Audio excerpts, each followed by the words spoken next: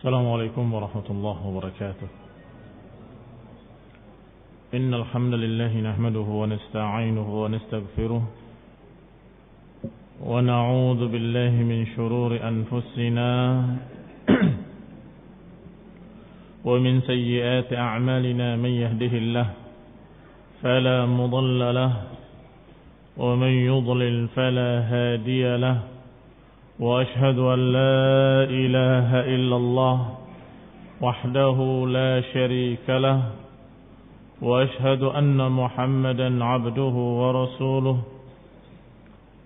صلى الله عليه وعلى آله وأصحابه والتابعين وتابع التابعين ومن تبعهم بإحسان إلى يوم الدين. يا أيها الذين آمنوا اتقوا الله حق تقاته ولا تموتن إلا وأنتم مسلمون. يا أيها الناس اتقوا ربكم الذي خلقكم من نفس واحدة وخلق منها زوجها وبث منهما رجالا كثيرا ونساء، واتقوا الله الذي تساءلون به والأرحام إن الله كان عليكم رقيبا. يا أيها الذين آمنوا اتقوا الله وقولوا قولا سديدا يصلح لكم أعمالكم ويغفر لكم ذنوبكم، ومن يطع الله ورسوله فقد فاز فوزا عظيما. أما بعد، فإن خير الحديث كتاب الله، وخير الهدي هدي محمد صلى الله عليه وعلى آله وسلم، وشر الأمور محدثاتها، فإن كل محدثة بدعة وكل بدعة ضلالة وكل ضلالة في النار. Ikhwani fi din, a'azzakumullah, kaum muslimin yang saya hormati. Masih kita membaca tafsir surat Al-Fatihah dari kitab Taisir Al-Karim Ar-Rahman fi Tafsir Kalamil Mannan, dengan beberapa faedah tambahan dari tafsir Ibnu Katsir rahimahullah wa rahimahumullah ajma'in. Sampai kita pada kalimat Rabbil Alamin kemarin. Alhamdulillah Rabbil Alamin.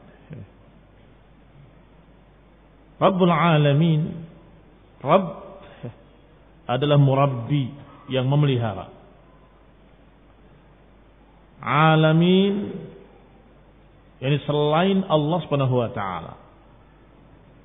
Man siwallah, siapa-siapa yang selain Allah itu alamun. Siapa-siapa yang selain Allah dan apa-apa yang selain Allah semuanya alamun. Maka Rabbul Alamin pemelihara seluruh alam semesta atau seluruh makhluk-makhluknya. Wa tarbiyah ada dua macam. Tarbiyatun ammah wa tarbiyatun khassah.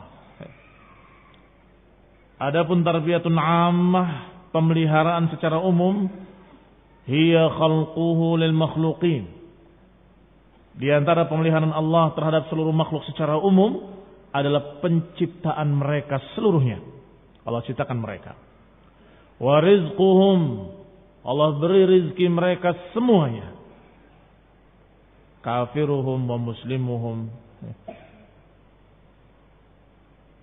muti'uhum wa 'asihim, yang taat, yang tidak taat, yang muslim, yang kafir, semuanya dikasih rezeki oleh Allah. Semuanya dikasih fasilitas kehidupan. Wa hidayatuhu lima fihi masalihuhum, dan juga bimbingan hidayah, tetapi bukan hidayah yang sering kita pahami. Tetapi yang dimaksud oleh Syekh Sa'di rahimahullah adalah diberi naluri oleh Allah SWT. Lima salihihim, untuk semua apa yang maslahat buat mereka. Subhanallah. Allah yang Maha Rahman, Rabbul Alamin, pemelihara alam semesta. Allah ciptakan, Allah kasih rezeki, dan Allah kasih naluri, dibimbing oleh Allah sehingga seluruh makhluk mengerti apa yang bermanfaat baginya dan apa yang tidak bermanfaat baginya. Manusia maupun binatang. Semua makhluk-makhluk Allah berikan naluri. Sehingga sejak bayi sudah mulai. Begitu merangkak mereka mencari sesuatu dimasukkan ke mulutnya. Begitu terasa pahit atau gatal atau sesuatu yang pasti akan berhenti. Akan cari yang lain.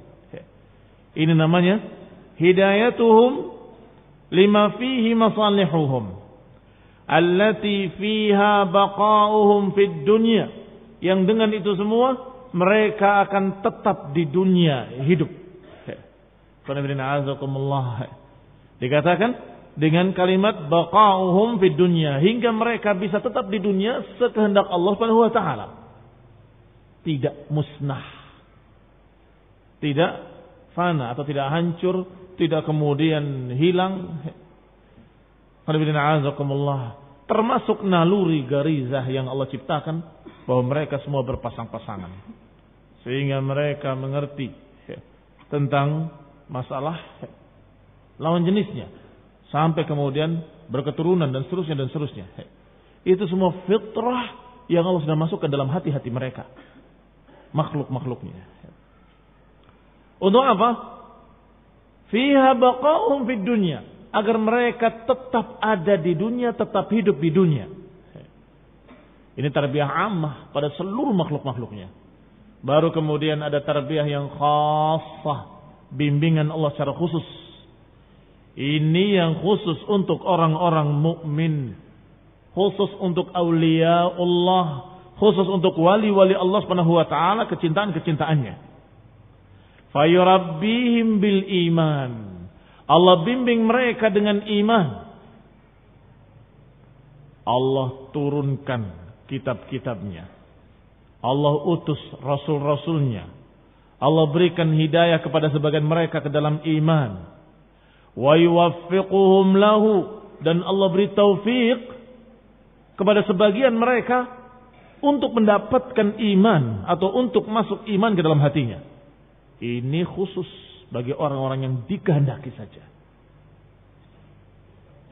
Wa yukammiluhu lahum, dan Allah sempurnakan imannya pada mereka. Allah berikan ziyadatul iman. Allah berikan ziyadatul ilm. Allah berikan berbagai macam bimbingan-bimbingan hidayah. Hidayah sunnah. Hidayah taufik. Hidayah dalam bentuk. Hidayah dalam bentuk taufik. Ditakdirkan kepada yang baik-baik. Kepada siapa atau siapa yang diberi oleh Allah tarbiyah seperti ini? Kekasih-kekasihnya.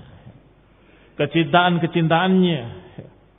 Maka orang-orang yang dicintainya dari kalangan orang yang diberi taufik untuk beriman, disempurnakan imannya, diluruskan, maka mereka dibimbing oleh Allah untuk selamat dari sawarif wal awaiq al-hailah bainahum wa bainahu. Allah selamatkan mereka dari halangan-halangan, dari tarikan-tarikan yang menyimpang, dari pemisah antara mereka dengan Allah Ta'ala.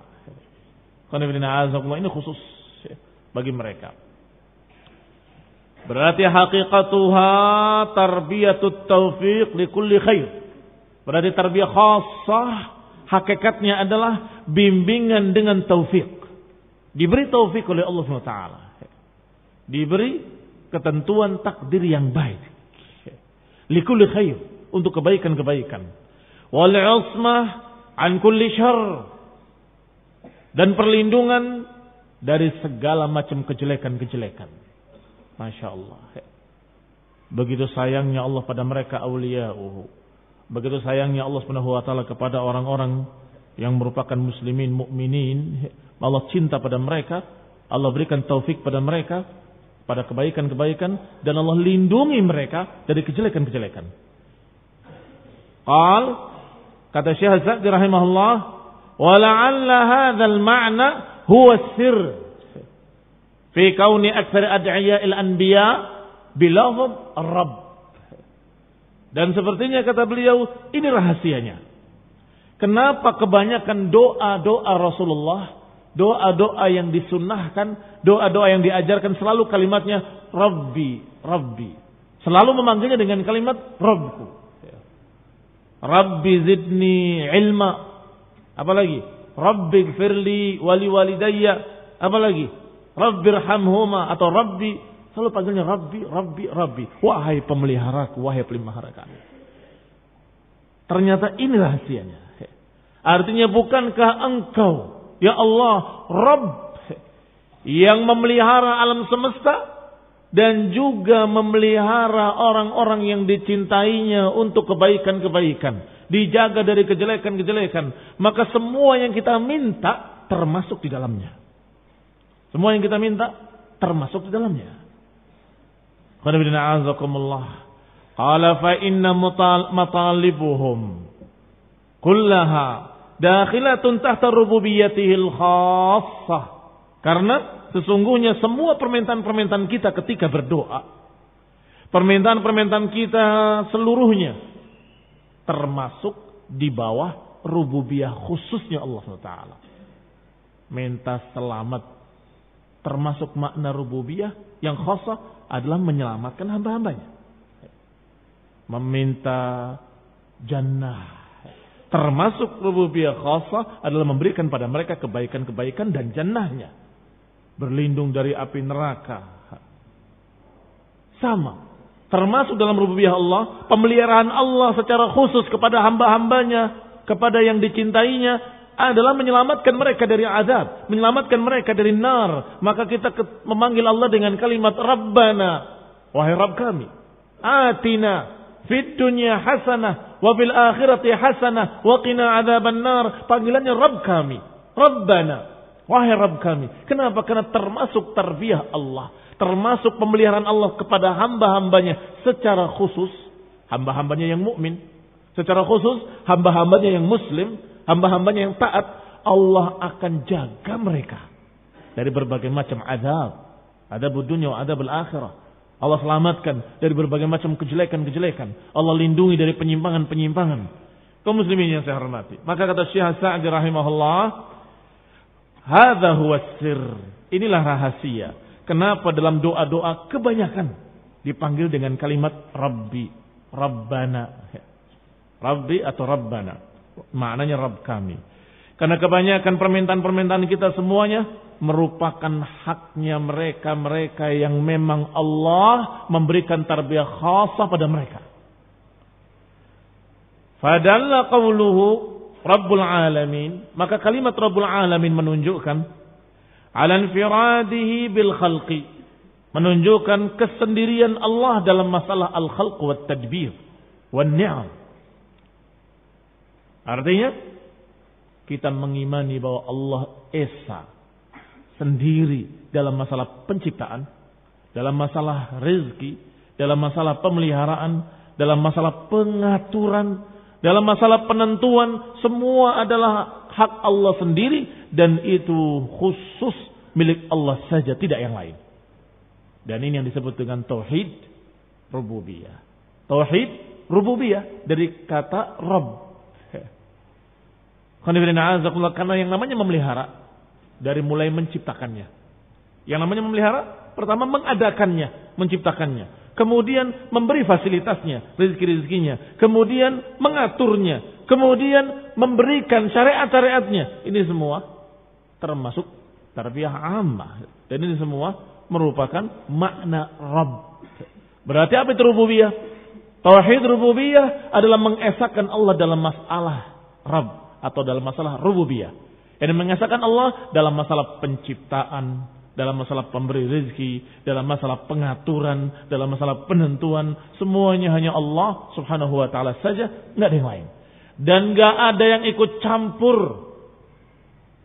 Tidak rasulun minar rusul, tidak pula nabiyyun minal anbiya, tidak pula malakun muqarrab. Tidak ada yang ikut campur dalam menakdirkan dan mengatur alam semesta. Ini hak Allah Subhanahu wa taala, menentukan segala sesuatu sekehendaknya. Kita manusia hanya bisa berdoa. Dan doanya orang-orang saleh dikabulkan oleh Allah Subhanahu wa taala sehingga para anbiya berdoa. Musa meminta pada Allah Subhanahu wa taala keselamatan, maka Allah menyatakan idrib bi'asakal bahr pukullah dengan tongkatmu laut. Maka laut tadi terbelah dua. Dengan izin Allah Subhanahu wa taala. Bukan Nabi Musa bisa menentukan, tidak. Nabi Musa berdoa pada Allah dan dikabulkan doanya. Demikian pula Rasulullah sallallahu alaihi wasallam dan seluruh para rasul meminta pada Allah Subhanahu wa taala dan Allah yang menakdirkan. Maka bedakan antara seorang yang saleh berdoa kemudian dikabulkan dengan seorang atau dengan dikatakan orang ini bisa menentukan kebaikan dan keburukan.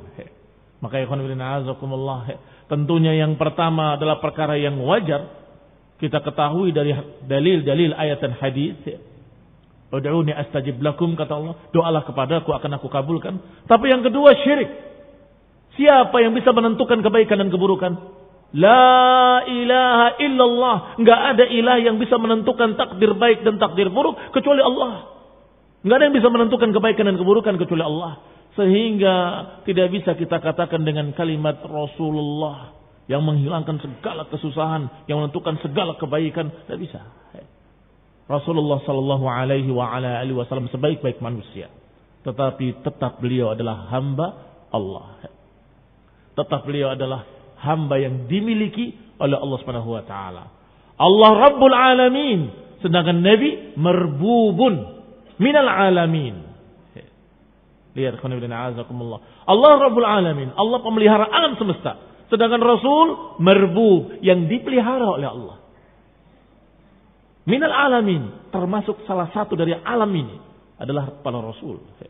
Radhiyallahu alaihim ajma'in wa sallallahu alaihim wassalam. Qala infiradihi bil khalqi, maka dengan kalimat Rabbul Alamin kita mengakui bahwa Allah Subhanahu wa taala satu-satunya yang Maha Esa bil khalqi wat tadbiri wan ni'am, dalam masalah penciptaan, dalam masalah pengaturan dan dalam masalah segala kenikmatan-kenikmatan. Wa kamal ghinahu, dan kesempurnaan kekayaannya. Ghina bermakna kaya dan bermakna cukup, tidak butuh yang lain. Cukup, tidak butuh yang lain. Jadi apa makna kaya? Ghanin maknanya kaya. Tetapi sesungguhnya makna hakikinya kaya itu adalah dalam keadaan tidak butuh pada yang lain. Karena biasanya orang kaya tidak butuh orang lain, dia punya semua. Ini punya, semua punya. Tidak meminta pada yang lain, tidak butuh pada yang lain. Tetapi yang namanya manusia yang kaya adalah manusia yang hatinya qanaah. Sehingga Nabi menyatakan al-ghani, yang namanya ghani, orang yang kaya adalah ghinan nafs. Al-ghani ghinan nafs. Yang namanya ghina adalah ghinan nafs. Yang namanya kaya adalah kaya hati. Sebab masalah kekayaan dunia enggak ada ukurannya berapa. Sedangkan Allah Subhanahu wa taala kaya dengan sebenar-benarnya kaya. Semua yang ada di alam ini milik Allah Subhanahu wa taala. Seluruh makhluk-makhluknya butuh pada Allah, sedangkan Allah tidak butuh pada siapapun. Allah menciptakan malaikat-malaikatnya bukan karena butuh pada malaikat. Allah menciptakan manusia bukan karena butuh pada manusia. Allah menciptakan arsy dan Allah di atas arsy-Nya bukan karena butuh pada arsy. Allah ghaniyun 'anil 'alamin. Allah Maha kaya di atas seluruh alam. Tidak butuh pada seluruh alam. Berarti apa makna Rabb? Yang Maha kaya tidak butuh pada makhluk. Justru Allah yang menciptakan makhluk-makhluk tadi, memeliharanya, memberikan kepadanya kebutuhan-kebutuhannya, memberikan rezekinya, mengaturnya, sehingga seluruh makhluknya butuh pada Allah SWT. Wa tamamu faqril alamina ilaih, berarti sebaliknya fakirnya seluruh makhluk kepada Allah SWT. Allah Maha kaya, tidak butuh pada siapapun. Dan sebaliknya, tamam faqril alamina ilaih, betapa butuhnya seluruh makhluk pada Allah Subhanahu wa taala. Wa bi kulli wajhin wa i'tibar, dalam segala sisi, dalam segala makna, makhluk-makhluk ini butuh kepada Allah Subhanahu wa taala. Ayat berikutnya, Malik Yaumiddin. Malik Yaumiddin dibaca dalam qiraah 7, dalam qiraah 7 yang mutawatir riwayatnya, dibaca dengan Maliki Yaumiddin dengan dipendekkan lamnya, dibaca pula dengan mad Maliki Yaumiddin, dan dua-duanya qiraatun sahihatun mutawatirah. Dua-duanya bacaan yang sahih, bacaan yang mutawatir diriwayatkan dalam qiraat 7. Termasuk dalam salah satu dari qiraat-qiraat yang 7. Pertama Maliki Yaumiddin dengan dipendekkan lamnya, yang kedua Maliki Yaumiddin. Ada pula yang membacanya dengan kasrah di lam, ada yang membacanya dengan sukun di lam, ada yang Malik, ada yang Maliki Yaumiddin, lamnya sukun. Wa yuqal dengan sighatul tamrid, menunjukkan bahwa ini di bawahnya yang tadi. Yang mutawatir cuma 2 tadi. Tapi dikatakan pula, diriwayatkan pula, ada yang membaca dengan Maliki Yaumiddin dengan ya. Ada yang membacanya Maliki Yaumiddin sebagaimana dibaca oleh Nafi' dengan isba'. Dengan isba'. Ala kulli hal, qiraah yang ma'rufah, yang masyhurah dalam riwayat-riwayat yang sahih, Maliki Yaumiddin dengan Maliki Yaumiddin. Disebutkan di sini oleh beliau, oleh Syekh As-Sa'di rahimahullah, Maliki Yaumiddin, Al-Malik dengan mad dipanjangkan, huwa man ittasafa bi sifatil mulk, seorang yang disifati dengan sifat kepemilikan. Berarti tidak berbeda antara Malik dengan Malik. Yani Malik adalah yang memiliki sifat-sifat kepemilikan.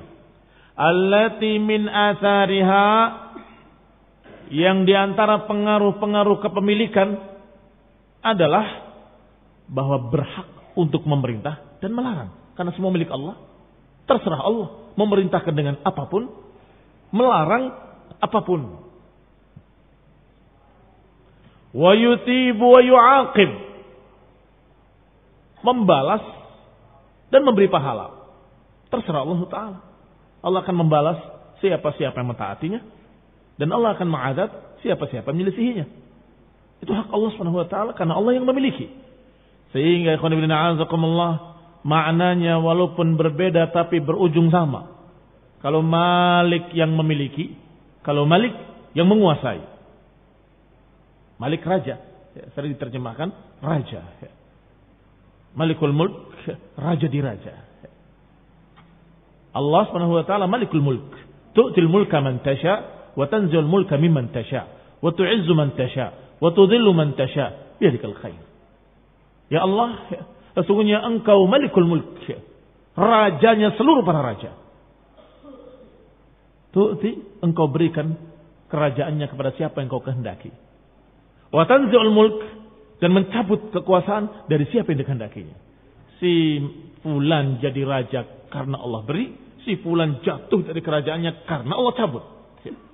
Maka semua raja-raja dunia, penguasa-penguasa dunia, sesungguhnya itu Allah Subhanahu wa taala yang menguasainya, bahkan yang menentukannya.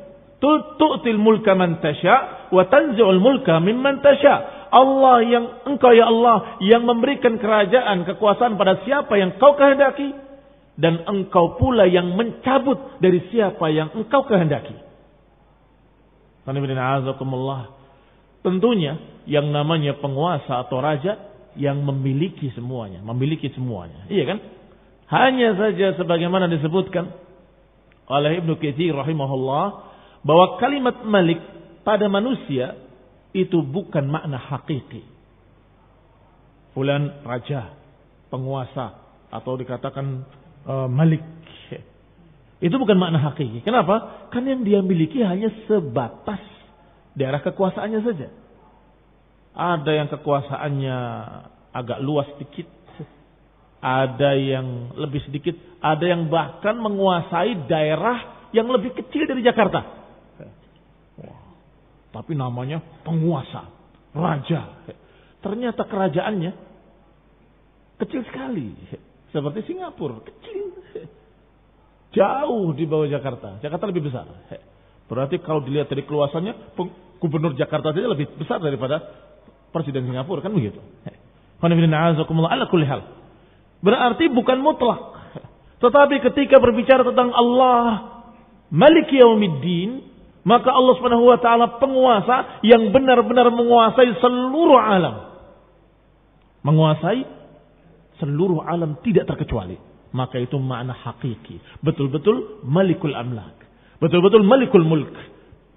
Raja di raja. Pemilik segala kepemilikan. Ini makna Malik Yaumiddin.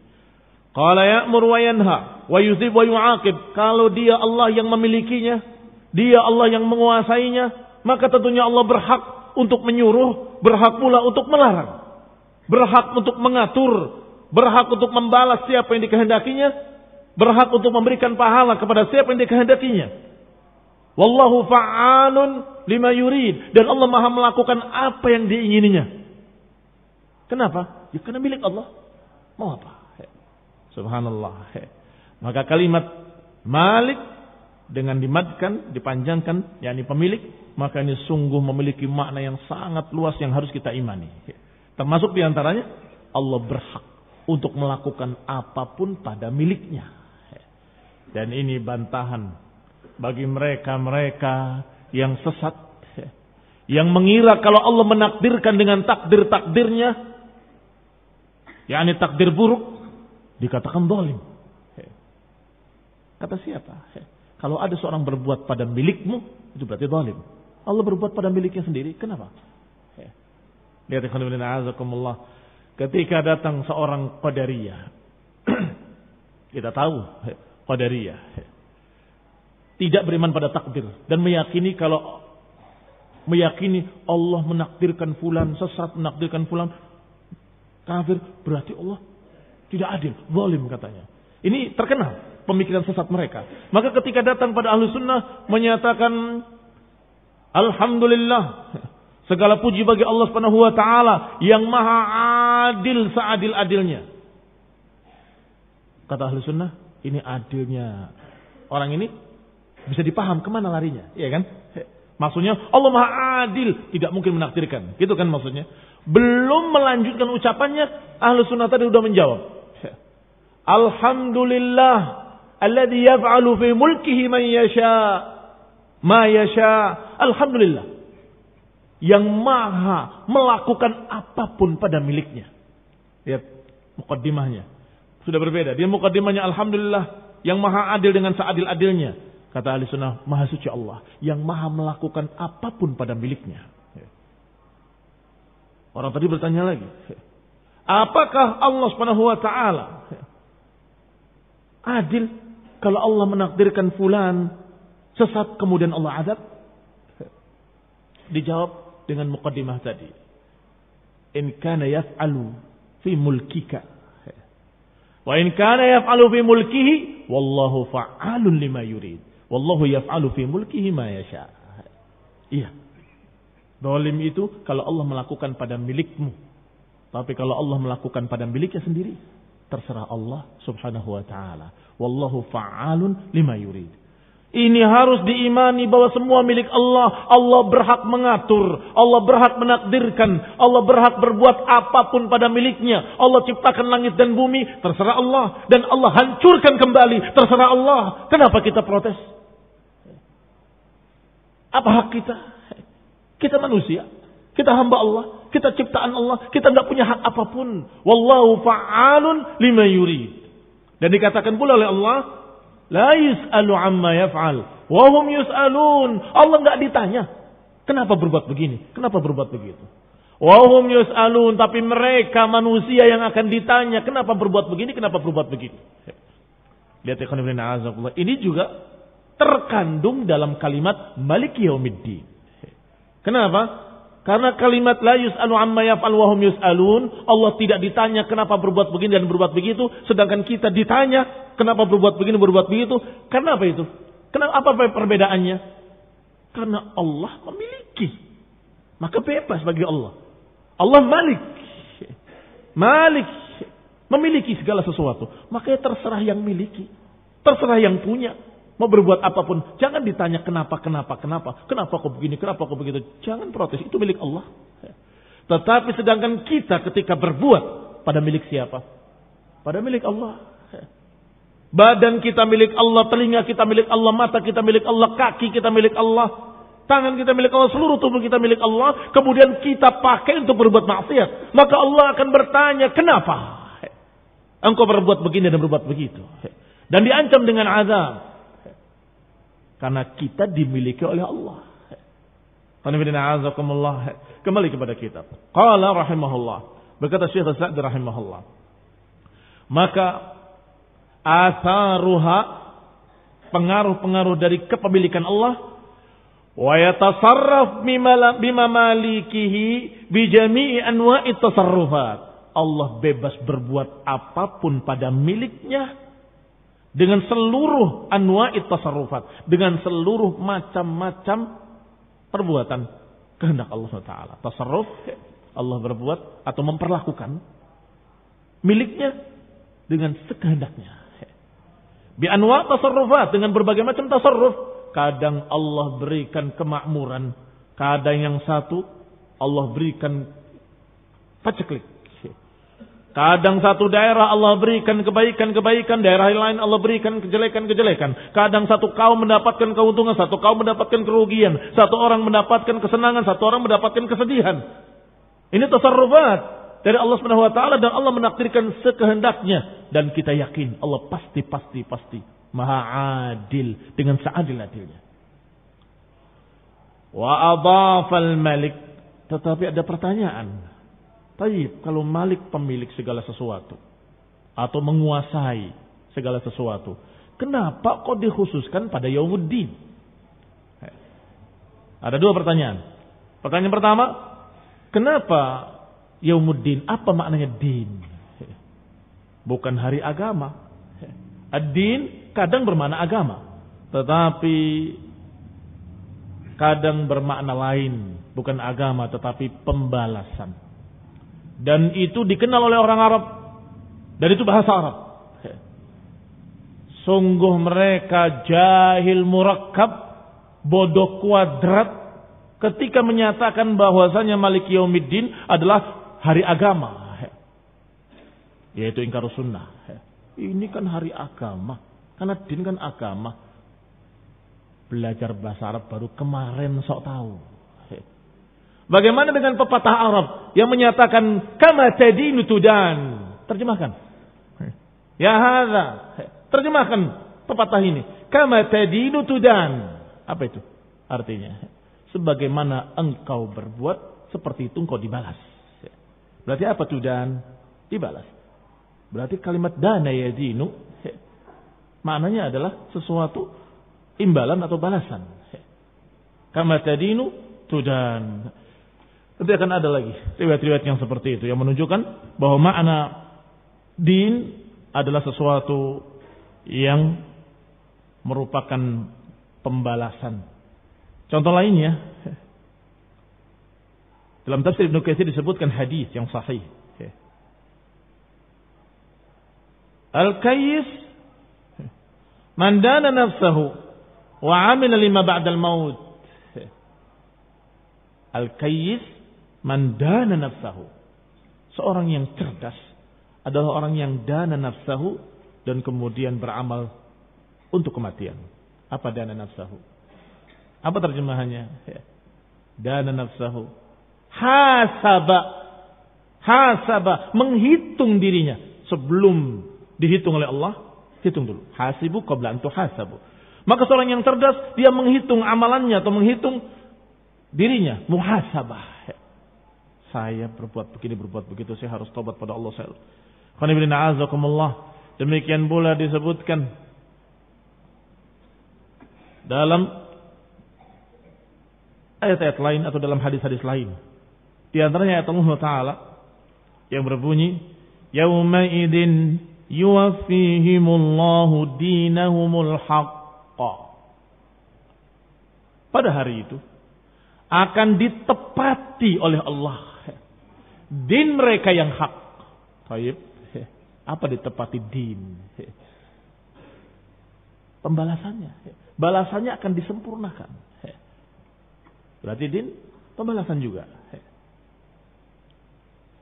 Demikian pula pertanyaan orang-orang kafir ketika disampaikan oleh Rasulullah SAW sekian ancaman-ancaman. Nanti kalian akan dibangkitkan, akan dihitung, akan dihisab.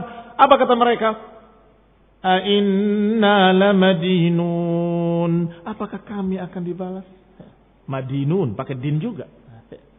Berarti makna din adalah pembalasan. Kama tadinu tudan, artinya sebagaimana engkau berbuat, seperti itu pula engkau dibalas. Kama tadinu tudan. Berarti Malik Yaumiddin adalah penguasa di hari pembalasan. Wa qala rahimahullah, dan berkata Syekh As-Sa'di rahimahullah, wa adhafa al-mulk wa adhafa al-malik li yaumiddin, diidhafahkannya Malik kepada Yaumuddin. Tadi pertanyaan pertama sudah terjawab. Sekarang pertanyaan kedua. Diidhafahkannya Al-Malik kepada Yaumuddin, yaitu hari kiamat. Yaum yudanun nasu fihi bi'amalihim. Kenapa disebut Yaumuddin? Karena yaumun yudanun nas fihi. Hari di mana dibalasnya manusia pada saat itu dengan amalan-amalan mereka. Khairuha wa syarruha. Khairuha wa syarruha. Dibalas yang baiknya maupun yang jeleknya. Tapi apa pertanyaan kedua tadi? Kenapa kok dikhususkan? Bukankah Allah menguasai, memiliki seluruh alam? Itu tidak hanya hari kiamat saja. Iya kan? Allah azalan wa abadan. Allah Subhanahu wa taala tidak ada awalnya, tidak ada akhirnya, terus menerus, azalian wa abadian, dalam keadaan memiliki sifat mulkiyah, memiliki sifat kepemilikan dan kekuasaan. Berarti Allah Subhanahu wa taala Malik sepanjang masa kapanpun. Allah Malik. Tapi kenapa pada ayat ini dikatakan Malik Yaumiddin, penguasa di hari pembalasan? Memang ketika di dunia bukan penguasa. Ketika masih masa-masa dunia bukan penguasa. Bukan itu maknanya. Dijawab oleh Syekh As-Sa'di rahimahullah. Kenapa diidhafahkan kepada Yaumuddin? Kenapa dikatakan penguasa di hari pembalasan? Qal rahimahullah, dikatakan oleh beliau rahimahullah, li'anna fi dzalikal yaum yadhhar lil khalqi tamamud dhuhur. Karena pada saat itu tampak bagi seluruh makhluk dengan sejelas-jelasnya kekuasaan Allah Subhanahu wa taala. Kamalu mulkihi wa adlihi wa hikmatihi.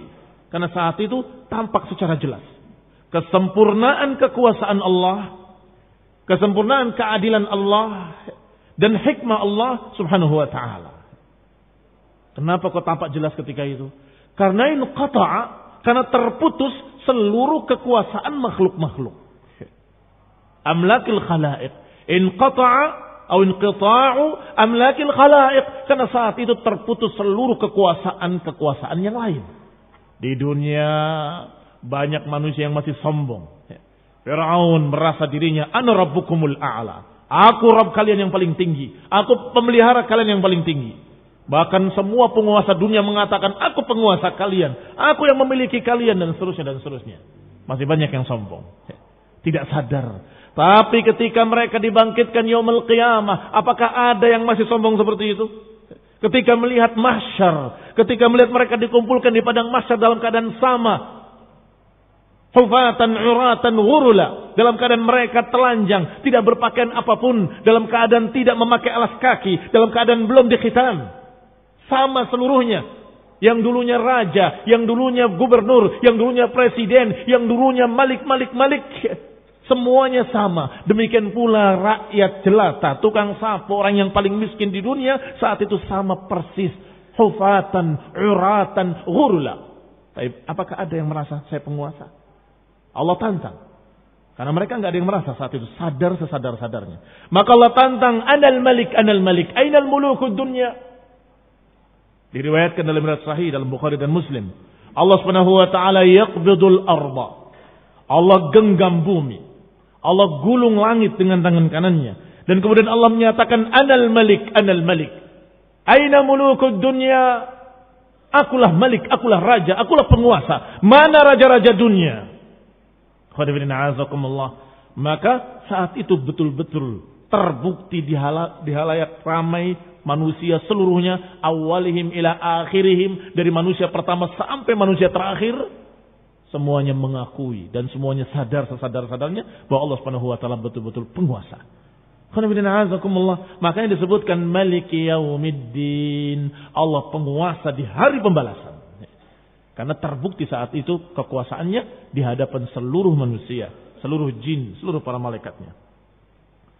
Hatta innahu yastawi fi dzalikal yaum al-muluk war-ra'aya.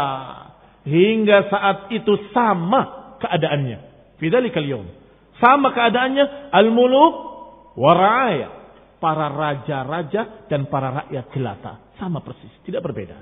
Semuanya tidak berpakaian. Kalau berpakaian mungkin beda. Pakaian yang ini compang-camping, pakaian yang itu pakaian mentereng. Kan begitu. Tapi saat itu dalam keadaan uratan. Kalau pakai alas kaki, yang ini sepatu mahal, yang ini pakai sendal jepit. Berbeda. Wah, ini beda. Saat itu tidak ada perbedaan. Yastawi fi dzalikal yaum al-muluk war-ra'aya wal 'abid wal ahrar, juga tidak berbeda, sama persis saat itu abid wal ahrar, para budak-budak hamba sahaya, budak yang dimiliki, yang dijual belikan, dengan ahrar, orang-orang merdeka, sama.